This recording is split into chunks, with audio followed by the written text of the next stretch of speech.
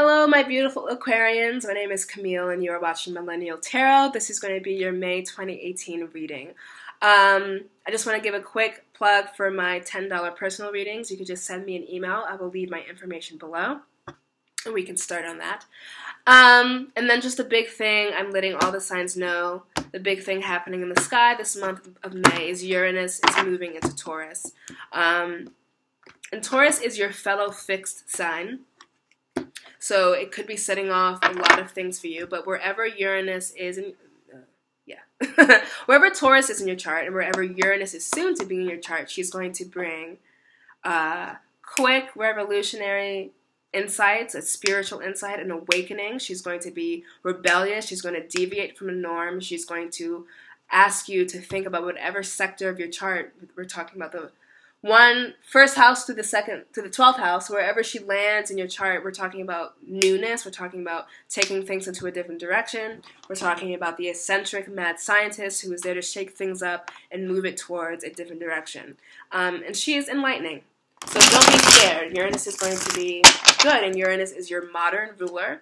So you should keep track of Uranus anyway, but she's going to be in Taurus for 7 years, so it's not something that you need to check up on too much, but it is a big deal that I'm calling her she because I think most people call planet T, and I'm just not.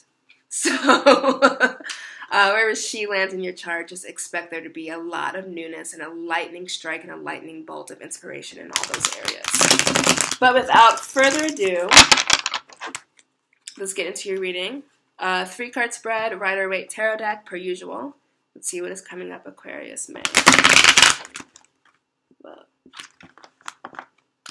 Okay. Let me do it this way.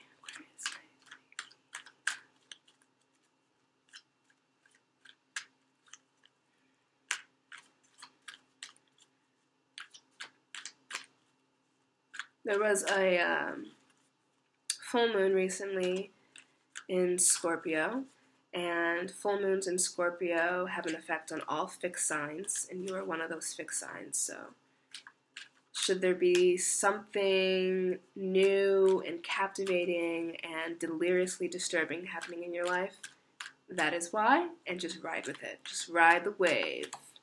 Alright, let's see what's coming up for you beautiful Aquarians. May 2018. Cool. So what we pulled, what a lot of cards are getting, people, signs, help! This is my 11th video in a row, is the Empress card, coming in the recent past, or just setting off the energies of this reading. And then we have, in the present position, the 8 of Cups, the card of walking away, but you're walking into a night of shining armor. So this is a beautiful, lovely thing for you, and this is just vague enough that it can, do with any, it has to do with any area of your life, but I see that for a lot of you, it has to do with relationships with other people, because we have 2 people cards coming up here strongly. But let's talk about the Empress. The Empress is just where we are now, Taurus season. Taurus is ruled by beautiful Venus. We see the Venus inscription there on her heart. The Empress is all things physical. She is birthing things into the world. She is third in line after the Magician, after the High Priestess. And she is who takes the divine spark and then the divine inspiration and births it into the world. So April, we're setting off, this reading, a recent past. April could have seen you working on something new. And the example I want to give here, because we have Venus, which rules love, and then we have the Nine of Pentacles, which is the Knight in Shining Armor. What this has to do with me here is a lot about love, but of course this could be any area of your life, so I want you to take my anecdotal examples and imprint them into wherever it makes sense for you, of course, always. But the example I'm working with today is love, and the Empress is like, you're preparing yourself to get in love, and you might have met somebody, you might have been dating, you might be going on blind dates, you might just have your eye on someone, a crush. This is the beginning stages too, because we're talking about 1, 2, 3, and the Empress being 3. It also represents very much that a lot of you are having a great time right now with Venus being in Gemini. Now Gemini is your sister air sign, so Venus is forming a trine to wherever Aquarius is in your chart, whether it's your ascendant, whether it's your moon, or whether it is your sun. So Venus is really lighting up your life. And let's think about what Venus represents. And Venus is setting off the reading, so that's why I'm just going to go with Venus here. Venus is art, grace, diplomacy, self-worth, self-esteem, money. But she is also love, music, all the stuff that makes us feel good. Venus is also having quite a time right now because we are in Taurus season, and there's no better card to represent Taurus than the Empress. Luxuriating in nature, luxuriating in her creature comforts, a more earthbound person. So this is something being born into the areas of life that make you feel in love, that are making you feel more graceful, diplomatic, more friendly. You're getting along with better people. This is grounding down and birthing something new in the areas of love, of money, of self-esteem, and of self-worth. But it's not without its walking away. And let's talk about just the optics of this. So, we're going from the Empress into the the Knight of Pentacles, both sunshiny cards.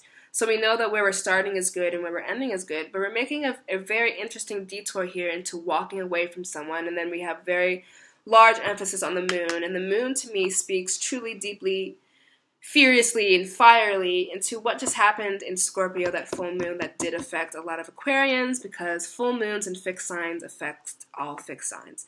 And it was a deep character study for you. So Scorpio is water, so we're talking about emotions, we're talking about mysticism, emotion. I said that already. We're diving deep and investigating our emotional body, our triggers, what sets us off, things that aren't serving us anymore emotionally.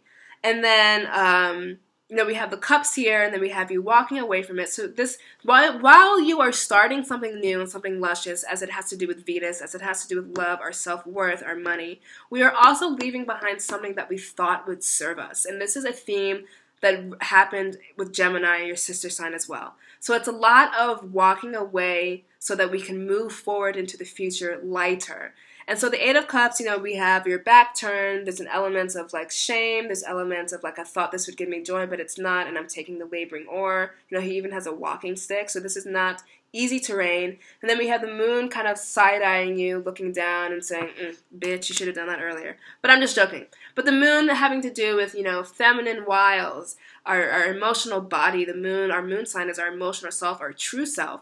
And walking away from something, the moon helping you navigate this. Moon and Venus are the two feminines and the two feminine celestial bodies, even though I was calling Uranus a her, but they're the true feminine energy. The moon and Venus together are so beautiful. So you're really working here with Venus, and you're really working here with the moon. And the moon is asking you, can you leave behind that is not emotionally serving you? And you thought it would. So it could be a person, it could be a situation, it could be a way of thinking, it could be a habit you thought was good. So I want to give an example, and I never talk personally. Well, sometimes I do, but it's good to be personal. I'm not just robotic Aquarian Camille with no life.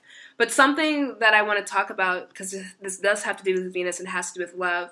One of my things is I thought it was serving me, and I thought it was good, and I thought it was fine to be single. Girl.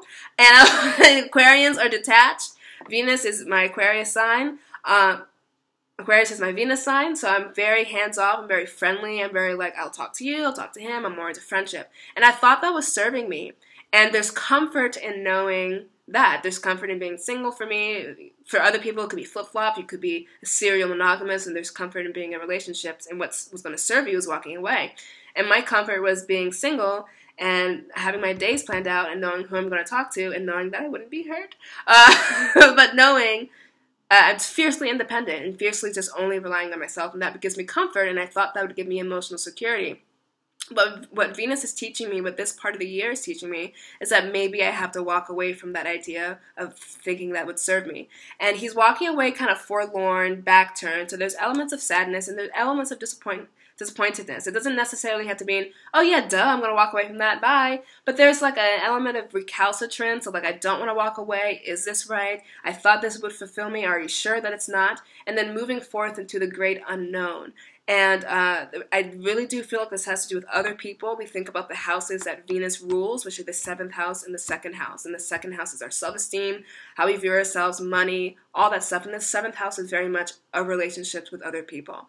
And mine was like, I have to walk away from this rigid worldview of I can only be single and that's how I'm going to keep order. And for you, it could be like, I have to walk away from this person. I have to walk away from this thought that I can only find love online. I have to walk away from this thought that I can only find love in my job and in real life and do something new. And because it's Aquarius and because it's Venus and because it's the moon, this is something that's going to be feeding your emotional body, feeding your love life, but in a way that is unconventionally you. So unconventional Aquarius. So whatever is conventional for you, think about how the month of May you can deviate just a little from that and open your horizons a bit more. So that's my little anecdote. That's my little thing that you can, use as an example for any part of your life where this is hitting you. And then we move right here into the Knight of Pentacles. And the Knight of Pentacles with the Empress are such beautiful, grounding, loving energies. And if they're a couple for you, this could very much be you're walking away into a person who is more stable. We think about earth signs, Capricorn, Virgo, and Taurus, more stable. But they are more slow moving, so it's not going to be something that's super obvious, and that could also be why you are walking away kind of like, are you sure? Because the Pentacles erupt slowly and over time, but once they do so, and they're here to stay. They're permanent fixtures, and if they're not permanent, because we're never with anyone or with anything forever, they are deeply stabilizing, and they are deeply grounding. And so the Knight of Pentacles, should this be a love relationship for you? Should you be walking away from singleness like I am? Or should you be walking away from being in a relationship? Or should you be walking away from a job? Know that the Knight of Pentacles is going to provide you that security that you need. And it's just one pentacle for now. And it's in the hands of this person. So we need to gear ourselves up to work with other people this month. It's one pentacle now. It's with another person. And it's just beginning. And it's also slow to sprout. Patience, patience, patience, and that's when the lovely things will erupt for you. And if this is a love relationship, we're talking about Virgo, Capricorn, strong Virgo, Capricorn, and Taurus placements. It could also very literally mean that we are in Taurus season, and that is when you will see your best changes happen, Earth sign. But the Knight of Pentacles generally is just here to give you an offer and all the things that the Pentacles represent. And Pentacles represent very mundane, trivial ins and outs of life. Like if you're very comfortable living in your home and you have to walk away from a different home, know that you're going to find stability and peace wherever you are moving towards. And it may not feel that way, but it's going to happen and slowly blossom over time. The late bloomers are the earth signs, more slower, more patient. New job, new love offer, new hope of health, new hope of good luck and good fortune, and anything that has to do with your home. So this is a very lovely month for you, Aquarius, in terms of love and all the things that Venus does represent here for you, forming a very delicious trine while she is in Gemini for the next week or so, 2 weeks. And really work on what Venus wants you to learn and work on what Moon wants you to learn. Just whatever is erupting in your emotional body, whatever you're being drawn to this month, really think about what it is that you can walk away from that you thought was going to bring you peace, stability, and joy, and know that you're going to find your best comfort in your best life, just deviating a little bit unconventionally to the side, to the left, to the right, and into the arms of this Knight of Pentacles, whoever it, he, she, or who may be. Okay. That is my reading for you, Aquarius. Of course, if you need more insight for your specific situation, hit me up below in my email address. But until then, enjoy this month of June. A lot of things are blossoming for you. Take the time to smell the roses. And I will see you next June. Well, this June. Next June would be 20. Okay, I meant in the video. I'll see you in June.